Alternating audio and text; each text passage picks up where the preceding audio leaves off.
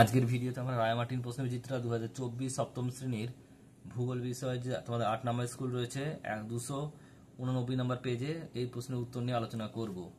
এক একটা বলছে সঠিক উত্তর নির্বাচন করো। এক একটা গোস্ত উপত্যকা স্তূপ পর্বতে দেখা যায়, যেটা নদী জলপ্রপাত নদীর ক্ষয় কার্যের ফলে সৃষ্টি হয়। রূপান্তরিত শিলা উদাহরণ হলো marble, option number B. Africa মহাদেশের সবচেয়ে উঁচু পর্বতশৃঙ্গ হলো কি mount Kilimanjaro, option number C. প্লাবনভূমি ও বদ্বীপ সৃষ্টি হয় নদীর নিম্নগতিতে। এরপরে শূন্যস্থান পূরণ করো। এক একটা হিমালয়ের ড্যাশ পর্বতের উদাহরণ ভঙ্গিল পর্বতের উদাহরণ। আফ্রিকা নাতিশীতোষ্ণ তৃণভূমি হলো ড্যাশ ভেল্ড।